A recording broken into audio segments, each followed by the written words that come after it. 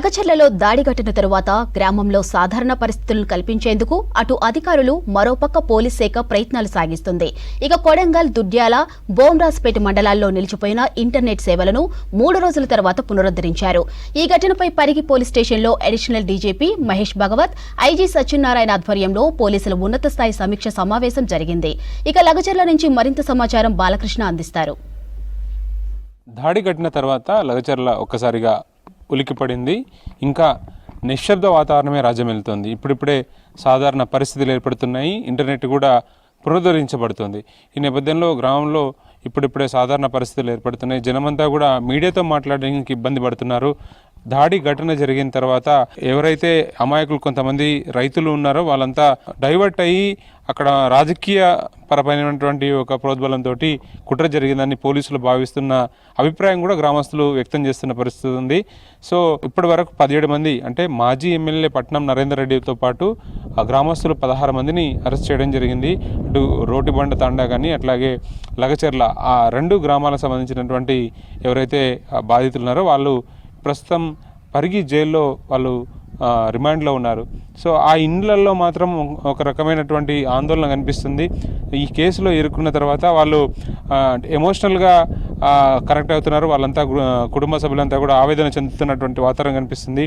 ఒక్కసారిగా అంటే ఒకవైపేమో ప్రభుత్వం సానుకూలమైనటువంటి వాతావరణం ఏర్పడాలి, ప్రజలంతా కూడా స్వచ్ఛందంగా బయటికి రావాలి, సాధారణ పరిస్థితులు ఏర్పడాలని చెప్పి ప్రభుత్వం మరోపక్క అధికారులంతా కూడా ప్రయత్నాలు చేస్తున్నారు.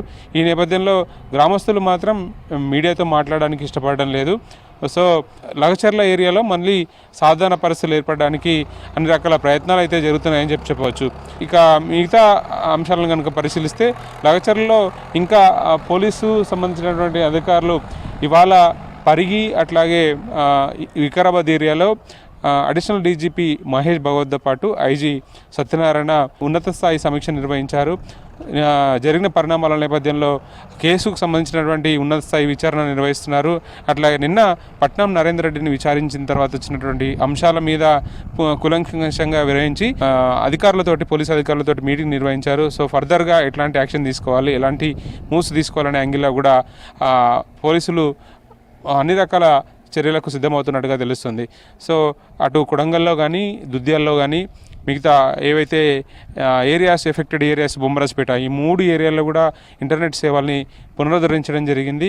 ఇక ఈ ఏదైతే 1300 ఎకరాలకు పైగా భూసేకరణ ఉందో ఆ భూసేకరణ అంతా కూడా సామరస్యపూర్వకంగా ప్రజల దగ్గరికి వెళ్ళి ప్రజల అభిప్రాయం తీసుకొని వాళ్లకు ఎట్లాంటి ఇబ్బందులు తలెత్తకుండా వాళ్లకు సామరస్యపూర్వకంగానే నష్టపరిహారం కానీ పునరావాసం అట్లాంటి ఏర్పాట్లు చేసిన తర్వాతనే అక్కడి నుంచి ఫార్మా విలేజ్ సంబంధించినటువంటి ఏర్పాట్ల అంశాన్ని ముందుకు తీసుకెళ్తామని చెప్పి అధికారులు చెప్తున్నారు. మరోపక్క ఈ కేసును కూడా స్పీడప్ చేస్తున్నారు. కేసులో ఎవరెవరు ఇన్వాల్వ్మెంట్ ఉందనే యాంగిల్లో కూడా పోలీసులు సీరియస్గానే ఫోకస్ చేసినటువంటి వాతావరణం అయితే క్లియర్గా కనిపిస్తుంది. 1300 ఎకరాలకు సంబంధించినటువంటి ఏదైతే అసైన్ భూములు ఉన్నాయో పట్ట భూములు ఉన్నాయో మిగతా ఎవరైతే భూబాధితులు ఉన్నారో వాళ్ళందరూ కూడా నష్టపరిహారం విషయంలో మాత్రం ప్రభుత్వం సమరస్యంగా వెళ్ళాలన్న ధోరణి మాత్రం క్లియర్గా కనిపిస్తుంది. దాదాపు 670 ఎకరాలకు పైగా పట్టా భూములు ఉన్నాయి, 630 ఎకరాల అసైన్ భూములు ఉన్నాయి. అందరికి కూడా ఆ పరిహారం విషయంలో మాత్రం ఎట్టి పరిస్థితుల్లో ఇబ్బందులు తలెత్తకుండా జాగ్రత్తలు తీసుకోవాలని చెప్పి అధికారులు అయితే భావిస్తున్నారు. దీంతోపాటు రోటిబండ ఏరియాలో కొత్తగా నూతనంగా నిర్మించిన